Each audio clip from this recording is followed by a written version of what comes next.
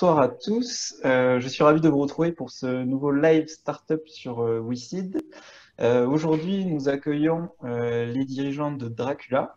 Je leur passerai la parole juste après, mais avant de les laisser présenter leur activité, je vous rappelle comment va se dérouler ce live. Donc tout d'abord, je passerai la main aux dirigeants qui présenteront la société pendant 15-20 minutes à peu près. Et ensuite, nous passerons sur la session que vous attendez tous, la session de questions-réponses.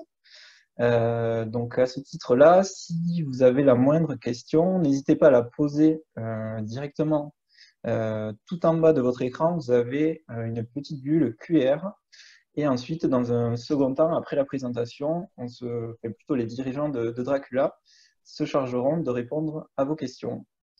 Voilà, maintenant Brice, je vous passe la main pour la présentation. Merci Maxime. Je vais partager l'écran.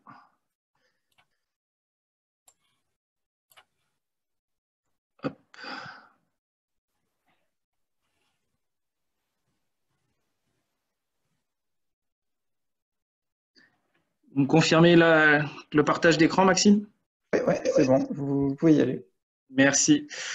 Bonjour à toutes et à tous. Nous avons été amenés à échanger durant la phase de vote et puis depuis le début de la phase de collecte sur différentes questions. Et je suis vraiment ravi de pouvoir vous présenter Dracula Technologies et l'innovation de rupture que nous avons mis au point et que nous mettons au point.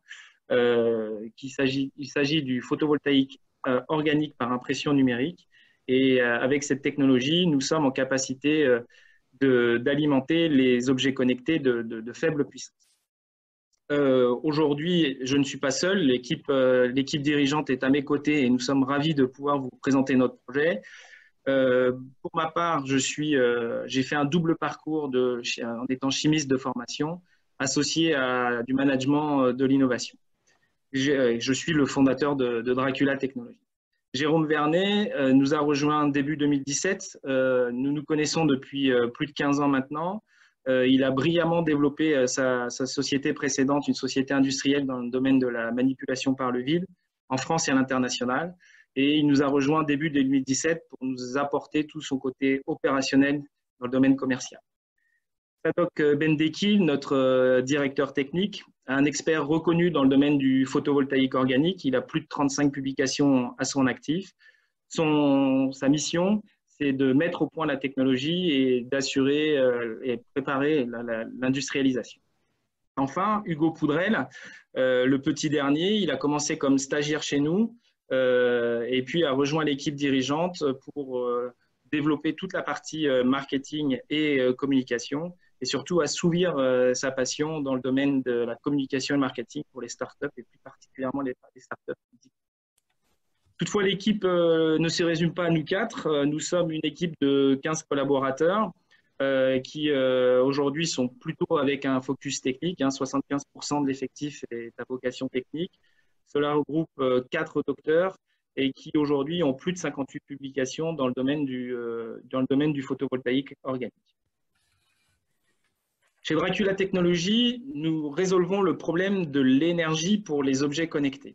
En effet, dans les prochaines années, des milliards d'objets connectés vont être installés et la moitié d'entre eux vont l'être à l'intérieur des bâtiments.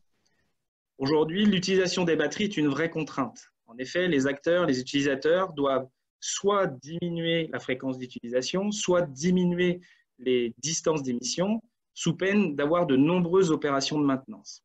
Une solution à cela est l'énergie harvesting. En effet, l'énergie harvesting, c'est la capacité de transformer l'énergie disponible localement en énergie électrique. Chez Dracula Technologies, nous misons sur la lumière et donc à travers le photovoltaïque organique. Et pour cela, nous avons développé Layer comme Light as Your Energetic Response. Aujourd'hui, à Dracula Technologies, nous avons visé le photovoltaïque organique par jet d'encre puisqu'il nous offre plusieurs avantages. Le premier est de pouvoir générer de l'énergie à partir de la lumière ambiante, même sous de très faibles luminosités. Donc, pas besoin que nos modules soient exposés au soleil pour générer de l'électricité, comme pour les autres générations du photovoltaïque. Aujourd'hui, notre technologie est adaptable et customisable. Nous imprimons des substrats flexibles et légers qui puisse être incorporé à des différents types d'objets et de structures, comme vous pouvez le voir sur l'image. Notre technologie et notre énergie, outre qu'elle est respectueuse à l'environnement, du moment qu'on n'utilise pas de terres rares ni de solvants toxiques, elle est efficiente. Notre mission au quotidien, c'est d'approvisionner en énergie les objets connectés ou IoT, les tags RFID. Donc RFID, ça signifie Radio Frequency Identity, en captant l'énergie lumineuse disponible localement et en la transformant en énergie électrique. Et ça nous permet de vraiment les rendre autonomes.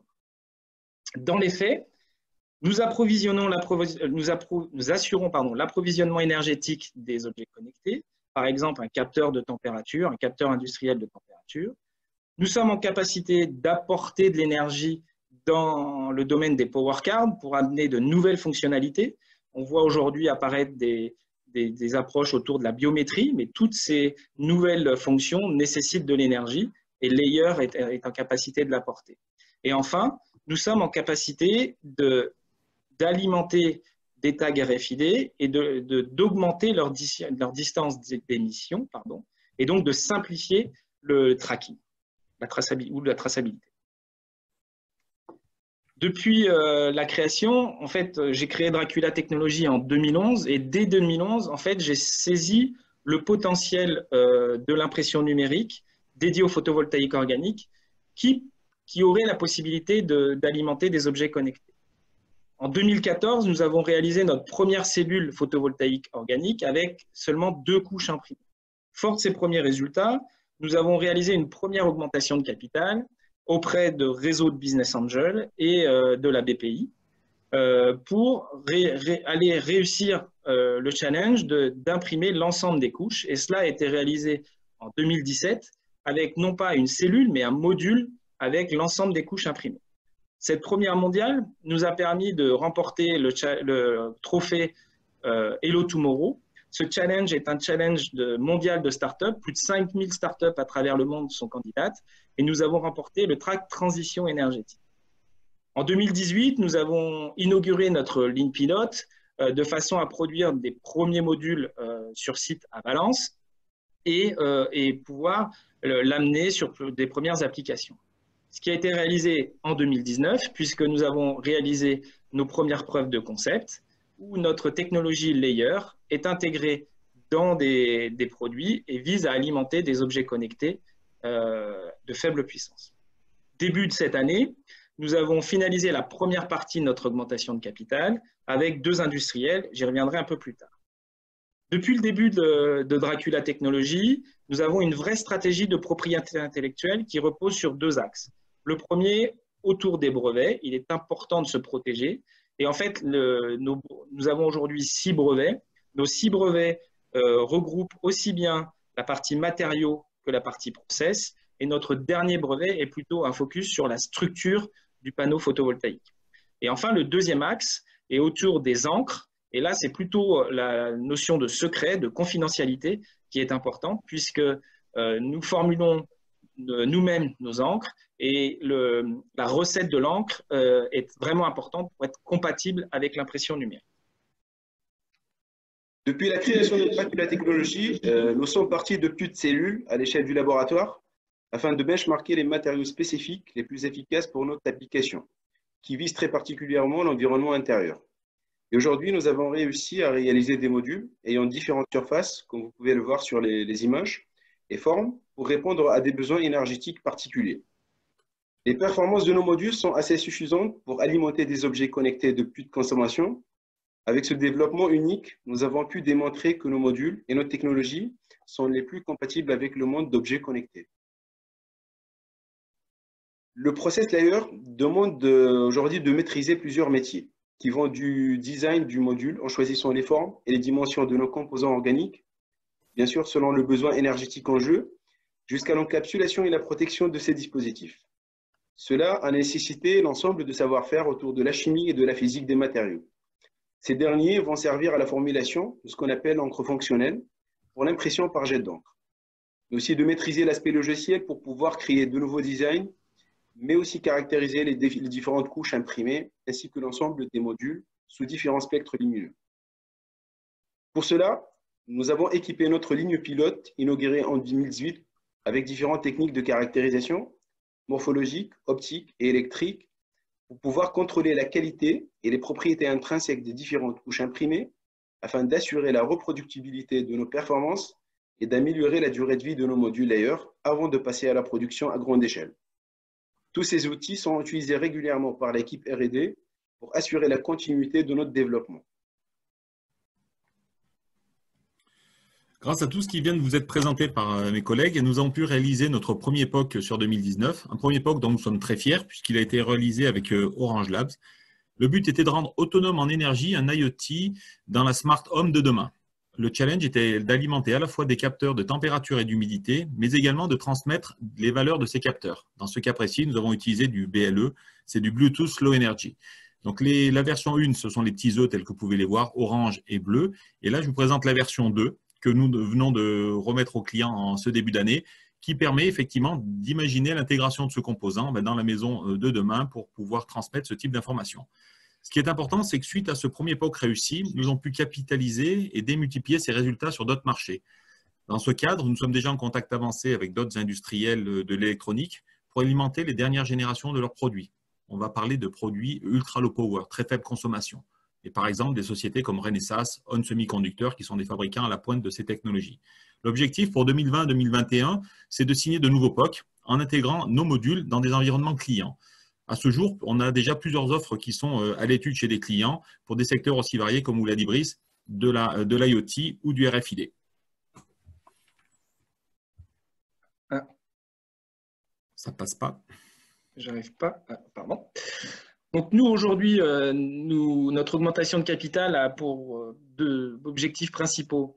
Un, de structurer notre production avec un corporate, et puis bien évidemment de poursuivre les développements qui sont en lien avec notre roadmap technologique. En effet, aujourd'hui, comme vient de le dire Jérôme, nous sommes au niveau TRL7. Donc le TRL7, c'est une échelle européenne et internationale qui permet d'évaluer le niveau d'avancée de notre technologie. Et en effet, notre technologie layer est en test dans les environnements de nos clients. Notre objectif à travers cette levée de fonds est de franchir le cap pour aller jusqu'au TRL9 qui correspond à l'industrialisation. Et donc, entre 2020 et 2022, nous allons réaliser des preuves de concept, des pré-séries et surtout tester le système à plus grande échelle.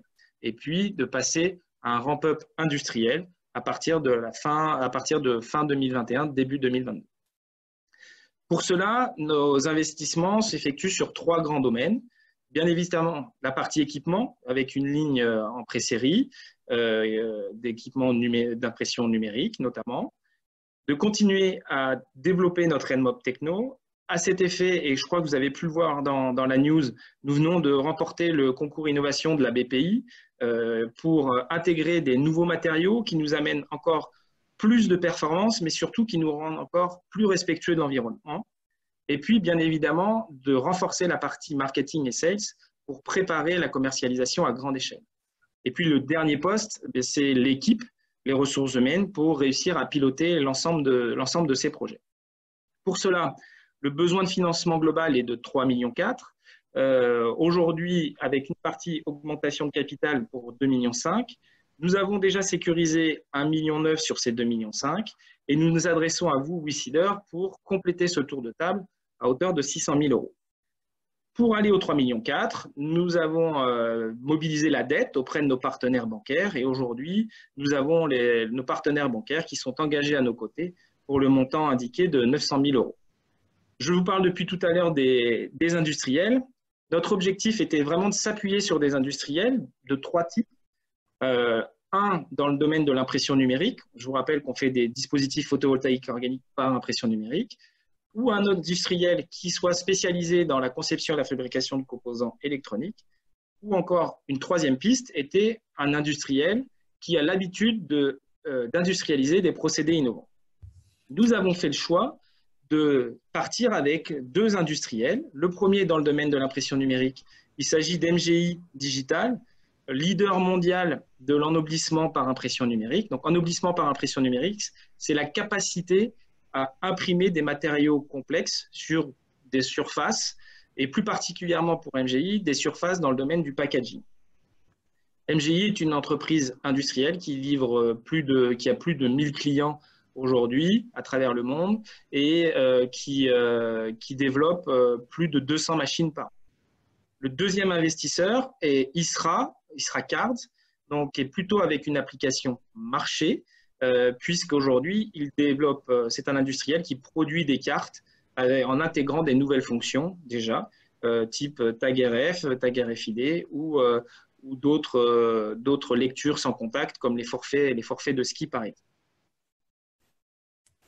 Depuis 2011, nous avons franchi de nombreuses étapes, comme on a pu le voir dans cette présentation. Parfois, ce sont de vraies prouesses techniques, puisqu'on a levé de nombreux verrous techniques, qui se confirment aujourd'hui avec l'arrivée de ces deux industriels qui renforcent notre capacité à passer à grande échelle. Et ça, c'est vraiment un point important. Ces verrous et ces avancées nous ont permis aussi de réaliser nos premières preuves de concept, comme Jérôme a pu le présenter. Et maintenant, pour nous, l'enjeu, c'est de réussir la production en plus grande échelle, donc en passant par des petites séries, puis à l'échelle industrielle. Et on espère vous avoir convaincu de nous rejoindre, et toute l'équipe se joint à moi pour répondre à vos questions. Merci pour votre attention. Merci à tous les trois pour cette présentation complète. Donc, avant de commencer les questions-réponses, voilà, je rappelle à tous les participants, tous les spectateurs en direct, de poser leurs questions depuis l'onglet Q&R. Et ensuite, voilà, je les poserai à Brice, à Doc et Jérôme. Avant de commencer les questions-réponses, on peut faire peut-être deux choses. Jérôme, est-ce que vous pouvez représenter le module que vous avez présenté tout à l'heure pendant la présentation? Là, vous allez être en plein écran, pardon. Donc, on verra mieux. Hop. Donc là, on se rend compte qu'on a un module qui est à la fois de forme, puisqu'en fait, il suit la formation du plastique. C'est l'avantage de produire des modules souples. Et il a été dessiné pour répondre parfaitement aux besoins du client. C'est-à-dire, Sadoc et son équipe ont déterminé le nombre de cellules qu'on a utilisées, ainsi que les surfaces pour pouvoir remplir l'application de transmission de données. Ok, merci. Ensuite, avant de passer aux questions qui sont déjà nombreuses, peut-être, Brice, vous pouvez faire un point sur la situation actuelle liée au Covid-19 notamment. Oui, alors on a essayé de se montrer le plus agile possible face à cette situation. On avait beaucoup de sujets de fond qui étaient difficiles à traiter du fait de la multiplicité des sujets à traiter. Donc, on a profité pour prendre ce temps pour les traiter et se préparer pour l'étape d'après, de sortie du confinement. Donc, ça veut dire quoi? Ça veut dire, dans les faits, on a utilisé tous les systèmes proposés par l'État, c'est-à-dire que nos partenaires bancaires ont décalé les prélèvements pour la partie des prêts. Nous sommes en activité partielle, mais partielle, puisque on a décidé de faire un effort collectif et l'ensemble de l'équipe continue à travailler, mais à temps partiel, et de façon à être prêt sur le maximum de sujets, et notamment sur les sujets de fond. Quand je pense aux sujets de fond, je pense notamment en termes de publication, en termes de propriété intellectuelle, préparer les sujets sur lesquels on était un petit peu en retard. Et puis le dernier point, c'est que Jérôme continue son activité commerciale, et on a deux types de clients. Des clients qui ont arrêté leur activité, qui sont vraiment en stop. Et puis, on a des clients qui prennent le temps, qui ont un peu plus de temps et qui prennent le temps d'étudier les sujets de recherche et développement et d'innovation. Et je crois que Jérôme est bien occupé sur ce sujet-là en ce moment. Et le dernier point pour finir sur ce point, c'est surtout de préserver la santé de nos salariés. Et donc, on a mis en place un roulement où au maximum 3 personnes sont présentes sur le site, de façon à respecter les règles sanitaires et faire que tout le monde reste en bonne santé. Ok, merci Brice. Mais du coup, on va enchaîner avec les questions qui sont déjà nombreuses, comme je l'ai dit tout à l'heure. Alors, on va commencer avec une première question. Est-ce que vous avez eu des discussions avec Delta Doré? Je ne sais pas comment on prononce. Non, à ce stade, non. Ça ne me dit rien de précis. Donc, Jérôme, j'ai activé mon micro, c'est Hugo. oui. Deltador, on a juste eu une sollicitation de leur part à travers un concours de start-up qui s'appelle Agorize, dans laquelle Deltador avait identifié Dracula comme étant, surtout la technologie des layers, comme étant une potentielle alternative aux piles et aux batteries dans le développement de nouveaux parcs immobiliers. C'est le seul contact qu'on ait eu avec eux pour l'instant, mais c'est… Ça n'a pas été plus loin. Mais on a fait un sujet similaire avec un des concurrents de Deltador. Ok. Ok, mais si le Wissident qui a posé la question a des contacts avec cette société-là. Avec grand plaisir. Nous sommes preneurs. Ensuite, on va enchaîner avec une question de Philippe. Donc, petite consommation, vous pouvez être plus précis, quelle puissance? Je pense que ça doit être les… Vous avez dit que vos dispositifs alimentaient les objets de petite consommation. Voilà. Je pense que c'est des précisions sur ce niveau-là. Juste, Sadok, je pense que tu peux répondre en montrant notre C-band avec la datasheet. Ce que j'allais faire exactement. Et donc aujourd'hui, quand on parle de petite consommation, c'est qu'on ne parle pas de l'ordre de watts ou de kilowatts, comme c'est vraiment utilisé avec quelques machines électroniques. Aujourd'hui, on est avec des dimensions qui sont plutôt beaucoup plus faibles pour générer ce qu'on appelle la micro-puissance. Donc aujourd'hui, par exemple, ça, c'est un module qui fait 5 par 5. Donc, il est à 25 cm². On peut même donc avoir des modules qui sont encore plus petits, donc, voilà, en termes de dimension.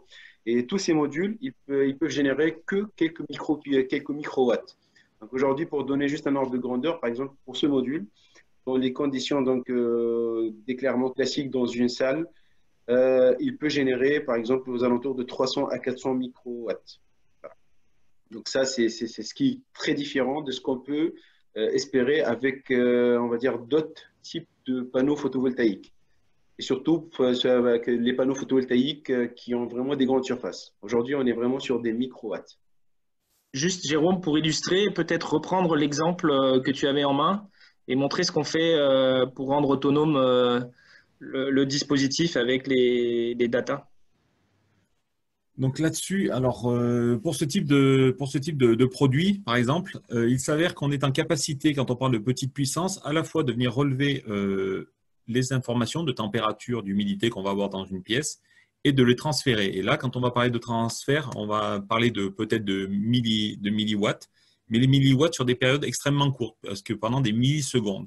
Et c'est ce qui est important de voir, c'est que ce type de produit permet de faire la transmission sur un téléphone, par exemple, qu'il soit Android ou un iPhone, et d'avoir une petite application où en live, directement, on est en capacité de pouvoir lire ces éléments de température directement. Et donc, ces micro-puissances, on va dire, même si ça paraît assez important, nous permet d'alimenter et on a suffisamment de puissance pour le faire. Et donc, on en revient sur ce que disait Sadok, quelques micro-ampères sont largement suffisants pour le faire.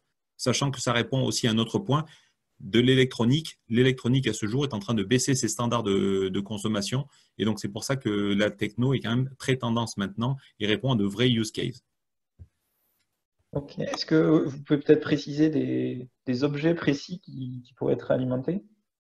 Alors, à ce jour, ce sur quoi nous travaillons, ce sont essentiellement dans le smart building, c'est-à-dire le bâtiment connecté. Le bâtiment connecté, qu'il ait une vocation pour faire du tertiaire ou même à terme le bâtiment même individuel, l'habitation individuelle. Le but sera d'alimenter, que ce soit des capteurs, on en revient, capteurs de température, quel qu'il soit, d'humidité, des capteurs de présence.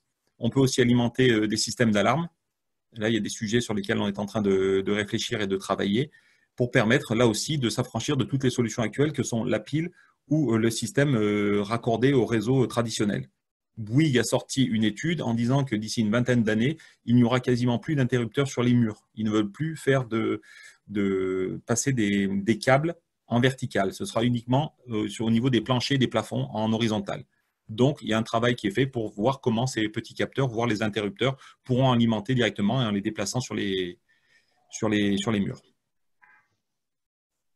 Après, il y a d'autres secteurs d'application. Donc ça, c'était le smart building. Il y a aussi les capteurs industriels. Là aussi, on veut avoir de plus en plus d'informations sur les machines en temps réel Quand on doit rajouter des capteurs ou des systèmes d'information sur des machines existantes, c'est souvent complexe de se remettre au niveau filaire. Donc, le fait de pouvoir s'affranchir du filaire et d'avoir une durée de vie qui peut être supérieure sans avoir à faire de maintenance d'une pile, c'est quand même quelque chose de très appréciable et de recherché.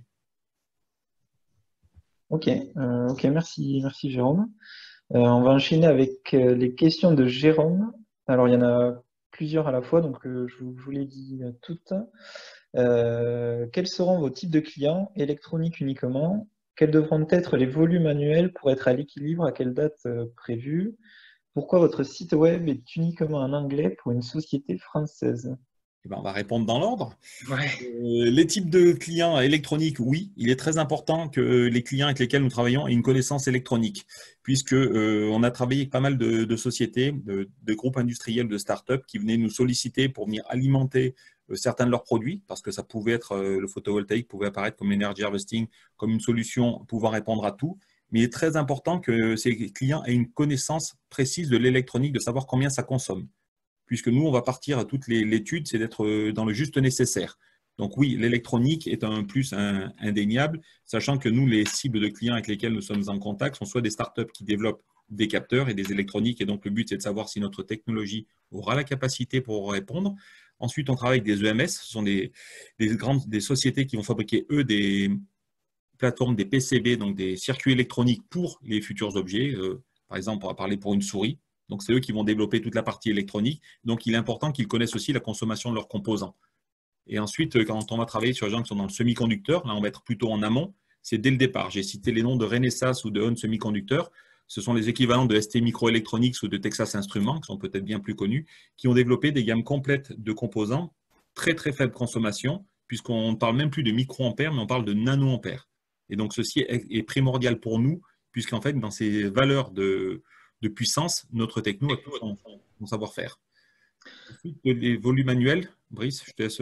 Ouais. Donc sur la partie quand est-ce qu'on prévoit être à l'équilibre, comme je l'ai cité aujourd'hui, on a deux industriels, on a un équipementier qui est rentré au capital et en fait aujourd'hui il dispose de l'équipement qui va nous permettre de produire à grande échelle. Et avec cet équipement, on envisage de produire plus de 2 millions de modules par an, comme Sadok l'a montré juste avant, de produire 2 millions de modules par an. Donc, on sait qu'on a l'équipement aujourd'hui disponible. Initialement, avant Covid, il était prévu d'être à l'équilibre courant 2022.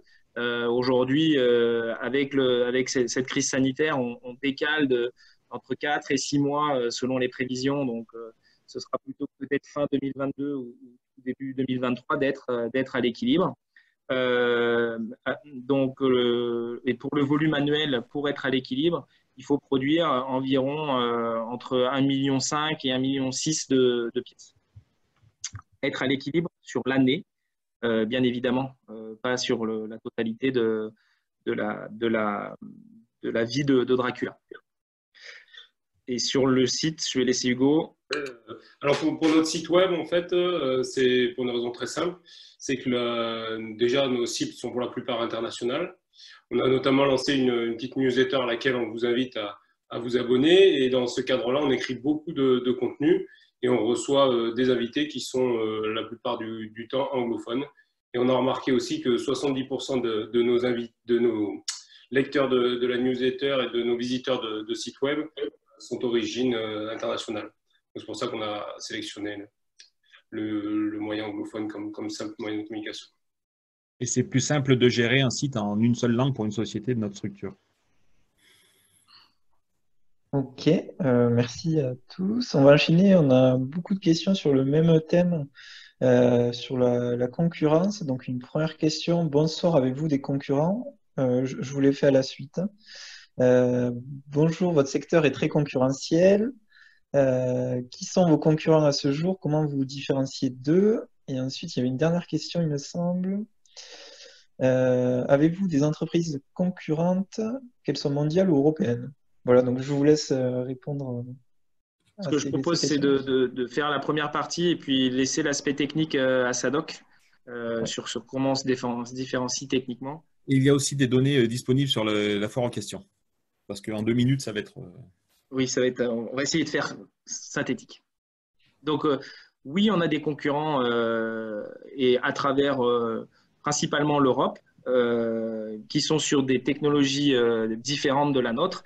Nous, on a fait le choix de prendre l'impression numérique parce que ça nous permet de faire un nombre de pièces de petite taille et qu'on peut vraiment intégrer sur les objets connectés. A priori, les objets connectés ou les power cards ou les tags RFID sont plutôt de petite taille et l'impression numérique est vraiment différenciante par rapport à cela parce que ça nous permet, de consommer moins de matière. On va utiliser le nombre de matières, on va maximiser l'utilisation de la matière et deux, ça nous permet de mettre en œuvre des matériaux qui nous permettent d'avoir des performances telles qu'on a pu le présenter précédemment. Sadok, je te laisse. Donc, concernant la concurrence en termes on va dire de performance, aujourd'hui, on a vraiment la chance d'adopter la technologie d'impression à jet d'encre pour produire nos modules de petite surface, où on a un plus de contrôle sur la qualité des différentes couches imprimées. Et cela nous a conféré plusieurs avantages par rapport à d'autres acteurs qui aussi communiquent sur l'organique. Aujourd'hui, principalement, il y en a d'autres sociétés qui font de l'organique aujourd'hui, du photovoltaïque organique, mais utilisant d'autres techniques de dépôt, principalement comme la société française Armor qui communique qui utilise la technique roll-to-roll pour produire des modules à des grandes surfaces.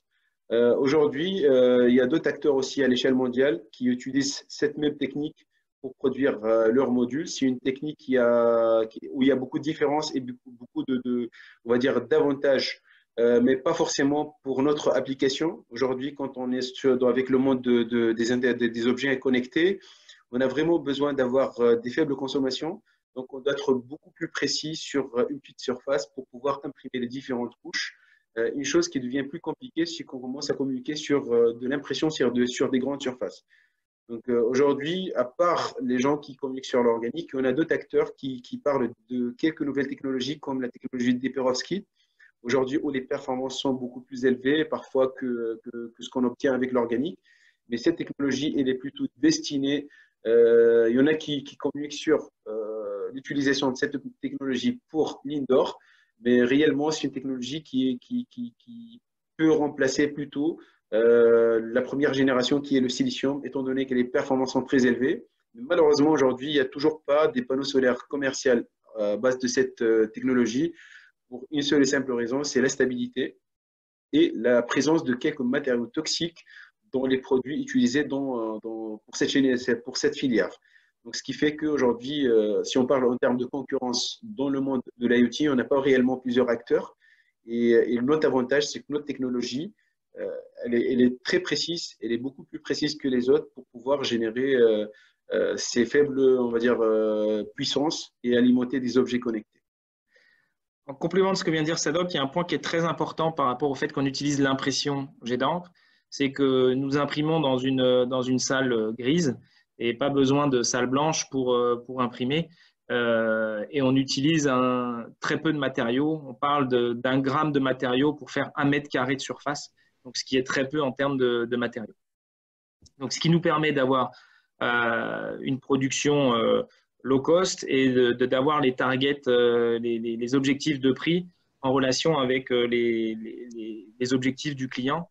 Jérôme, tu peux peut-être donner l'exemple d'un client. Aujourd'hui, on travaille effectivement sur des approches, on va dire sur des volumes conséquents, puisqu'on va parler de quelques centaines de milliers de pièces, où le prix est de se rapprocher de celui d'une pile. Alors, à peu près, le client ayant parfaitement conscience que les piles sont produites par milliards d'exemplaires, ce qui n'est pas le cas encore de notre technologie, mais on a un objectif qui est de l'ordre de 1 euro le module tel que celui qui vous a été présenté par Sadok en configuration standard. Donc, voilà l'objectif de prix pour ce type de module pour des marchés de plusieurs centaines de milliers de pièces. J'ai peut-être un dernier point à préciser, ça concerne une information très récente qui a été publiée sur Net par rapport à des performances qui concernent des cellules et qui dépassent les 25%, qui arrivent jusqu'à 25% dans des conditions intérieures. Donc aujourd'hui, le COA, en complément avec une société qu'ils ont communiqué tous les deux sur ces performances, aujourd'hui, ils communiquent sur des produits ayant ces performances qui vont apparaître dans le marché. Donc, ils sont en train de chercher la mise en œuvre de ces matériaux et il prévient donc dans 3 ans d'avoir ces produits dans le marché. Sachant qu'aujourd'hui, ces performances ont été obtenues à l'échelle d'une petite cellule, à l'échelle du laboratoire. Et aujourd'hui, à Dracula, avec notre technologie, on a réussi à avoir les mêmes performances, mais avec plusieurs cellules qui sont interconnectées en série. Et quand je dis ces cellules interconnectées, pour ne pas trop compliquer les choses, aujourd'hui, une petite cellule élémentaire, elle donne telle performance. Pour avoir plus de performance, il faut associer plusieurs cellules et travailler sur ce qu'on appelle l'interconnexion. Aujourd'hui, on a les mêmes performances, on a dépassé même ces performances, mais à l'échelle du module, avec un produit qui a été fabriqué avec un outil industriel. Donc aujourd'hui, pour vous dire que le sujet il est tellement à l'actualité, mais on est vraiment en avance de phase par rapport à d'autres sociétés ou d'autres laboratoires qui aujourd'hui commencent à communiquer pas mal sur cet aspect intérieur. Ok, merci à tous les trois.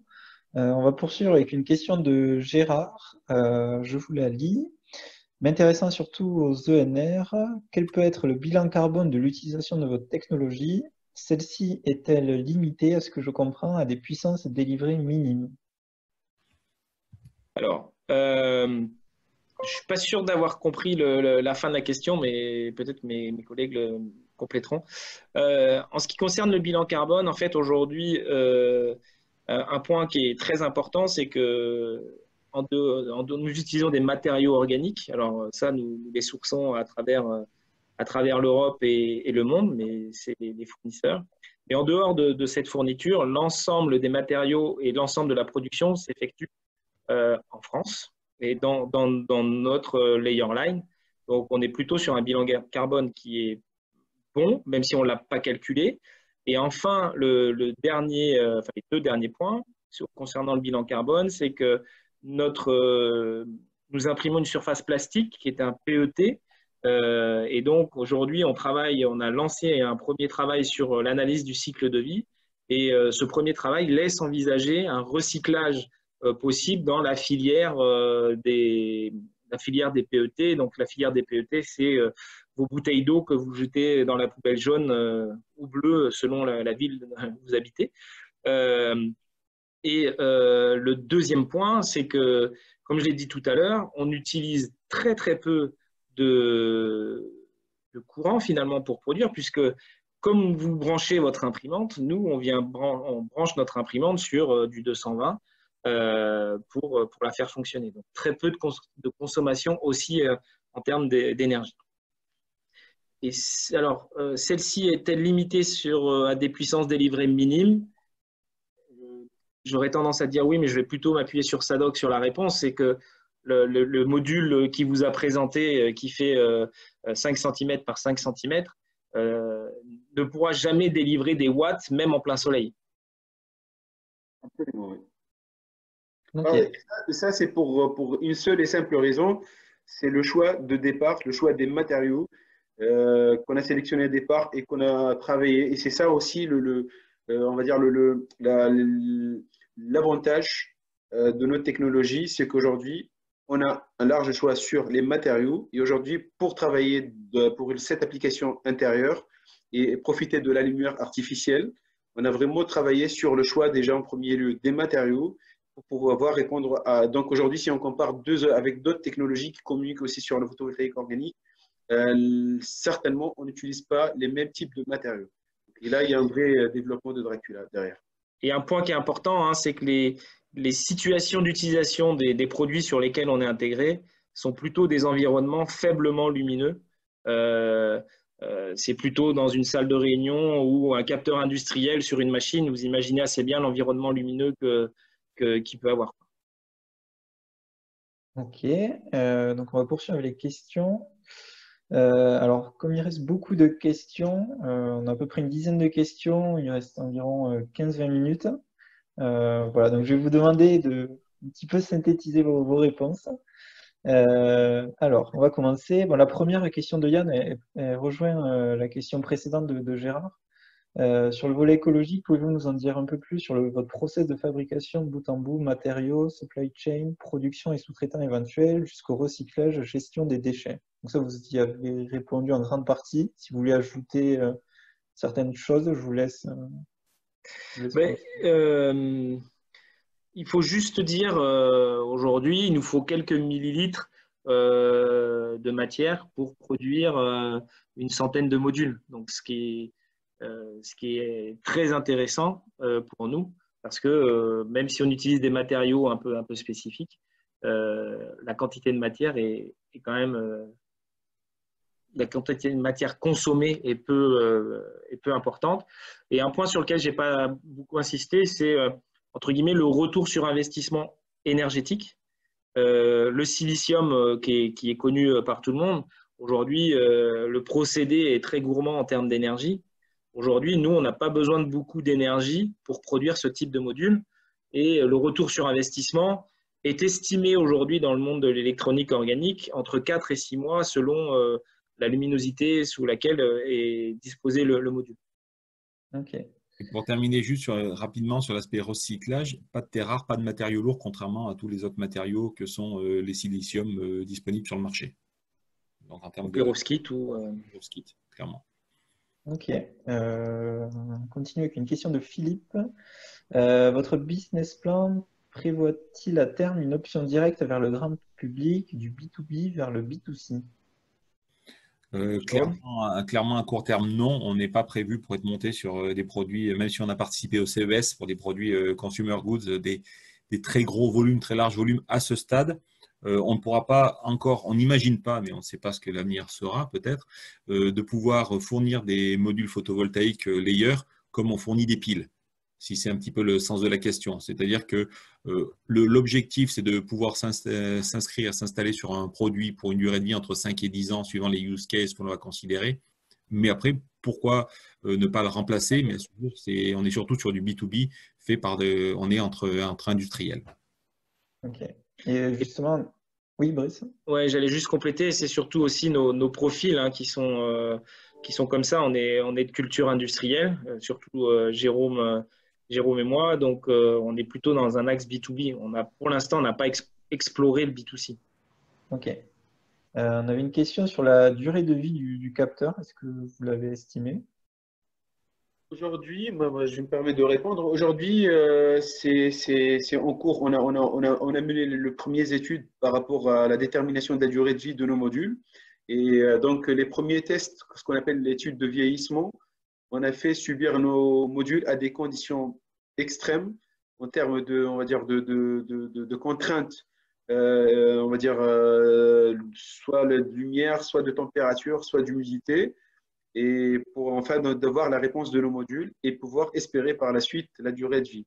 Aujourd'hui, dans ces conditions extrêmes, quand on expose nos modules à une lumière qui est l'équivalent de la lumière du soleil en plein jour, pendant plusieurs jours, on a vraiment vu que les pertes en performance sont très très faibles, ce qui nous laisse aujourd'hui, on a après le travail sur quelques modèles théoriques qui ont été déjà établis pour pouvoir déterminer cette durée de vie. On a déterminé une durée de vie qui dépasse les 4 ans, les 5 ans aujourd'hui, et sachant que cela dans des conditions très extrêmes de vieillissement. Gardons en tête qu'aujourd'hui, nos modules sont censés fonctionner à l'intérieur, donc où on a moins de contraintes vis-à-vis surtout la lumière. À l'intérieur, il y a moins d'UV qu'à l'extérieur, donc on va chauffer moins nos modules, on va moins dégrader, photodégrader les matériaux organiques utilisés, donc ce qui fait qu'on peut facilement espérer encore quelques années de fonctionnement. Aujourd'hui, on ne peut pas communiquer sur une valeur exacte, parce qu'aujourd'hui, on est en train de mettre en place des nouvelles normes de détermination de la durée de vie dans les conditions intérieures, une chose qui n'existe pas aujourd'hui. Toutes les normes aujourd'hui qui existent, ça concerne plutôt une application extérieure. Et aujourd'hui, on est en train de développer cette norme afin vraiment de donner des chiffres exacts qui sont plutôt justifiés. Mais ce qui est sûr, c'est qu'aujourd'hui, dans les conditions extrêmes, on a déjà vu que nos modules peuvent tenir quelques années facilement, donc minimum les 5 ans. Et on peut aller plus loin de ça avec le développement des nouveaux matériaux qu'on est en train de travailler sur ça tous les jours. Ok. Ensuite, une question de Dominique. Comment gérez-vous le fait de ne pas avoir de lumière la nuit, par exemple? Comme je viens de préciser, nos modules aujourd'hui sont capables de générer certains microwatts. des puissances vraiment qui sont suffisantes pour faire fonctionner des petits appareils électroniques, tels que les capteurs.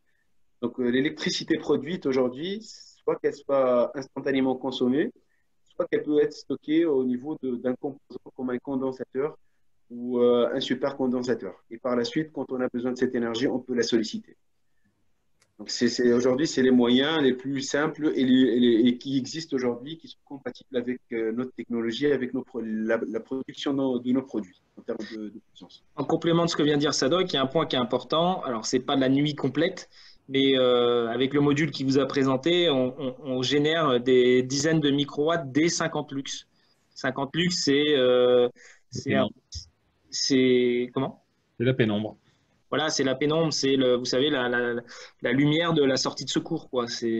Voilà, ça donne une idée de quand on peut commencer à générer de l'énergie, en fait.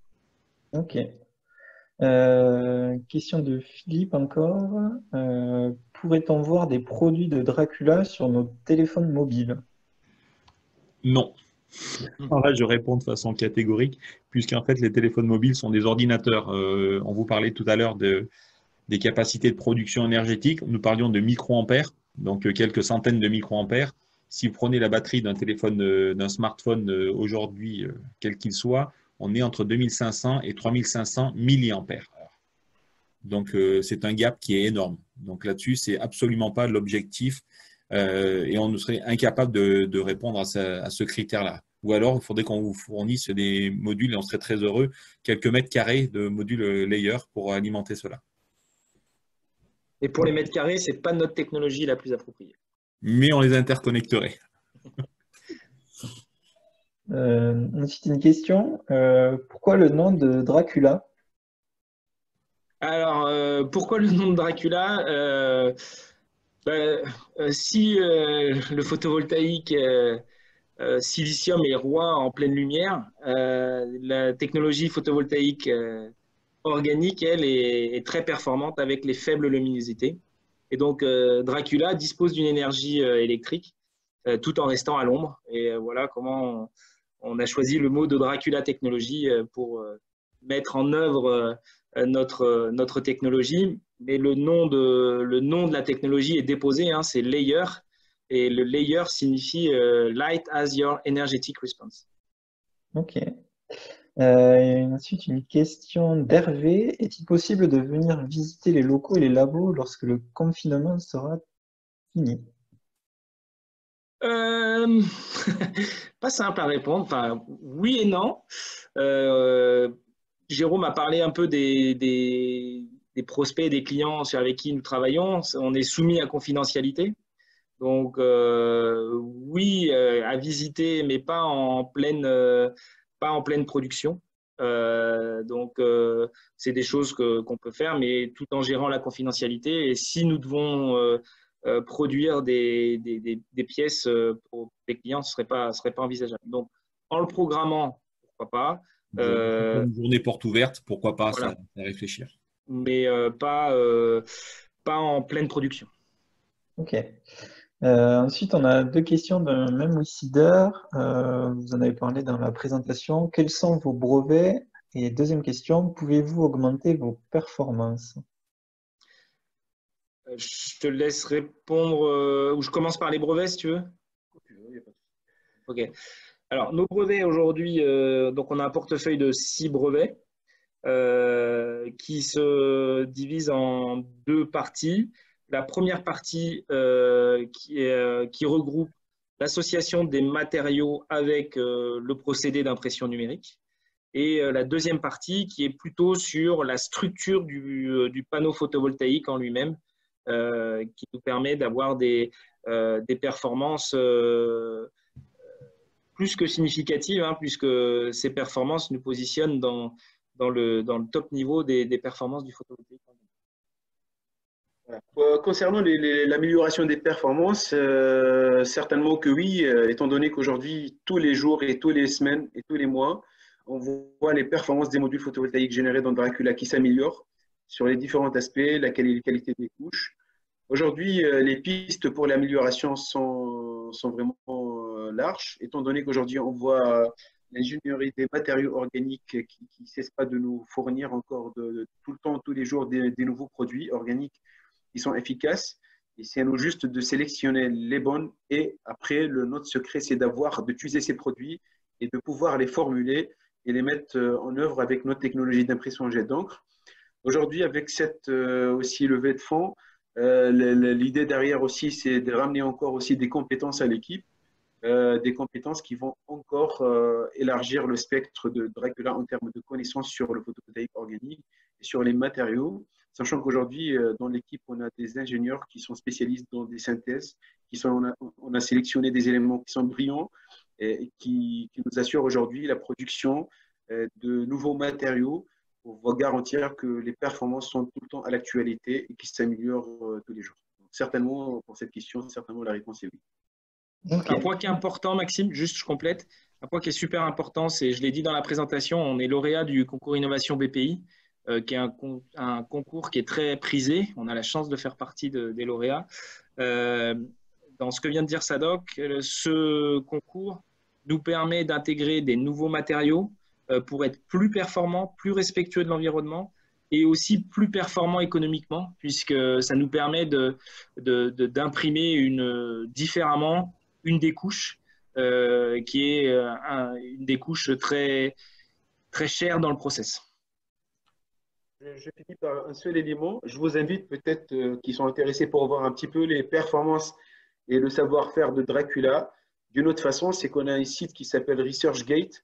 C'est un site qui présente où on peut voir tous les travaux de recherche publiés par on va dire les ingénieurs qui travaillent aujourd'hui chez Dracula. Et là, un élément qui est un élément clé qui permet de distinguer ces publications d'autres publications, c'est le facteur d'impact des journaux dans lequel on a réussi à faire ces publications. Vous allez voir que on a pu publier dans les journaux les plus indexés dans le domaine du photovoltaïque. Et cela pour plusieurs reprises. Et ça vous confirme aussi que la qualité des personnes qui sont aujourd'hui en train de travailler chez Dracula pour mener cette technologie au bout. Voilà. Ça peut être aussi un élément qui va vous aider à comprendre un petit peu ce domaine. Ok, merci. Mais du coup, on va prendre la dernière question, étant donné qu'on se rapproche de la fin de ce live. Donc, une question de Christian. Alors, je vous la lis. Pour quelle raison devrais-je investir dans Dracula Technologies? Alors, moi, je vois trois raisons. La première qui est vraiment je dirais, d'actualité. Aujourd'hui, on voit que l'énergie est une vraie problématique. Alors, l'énergie, on l'a parlé pour les IoT, mais transporter l'énergie pour pouvoir alimenter tout le reste, ça a un vrai sens pour nous.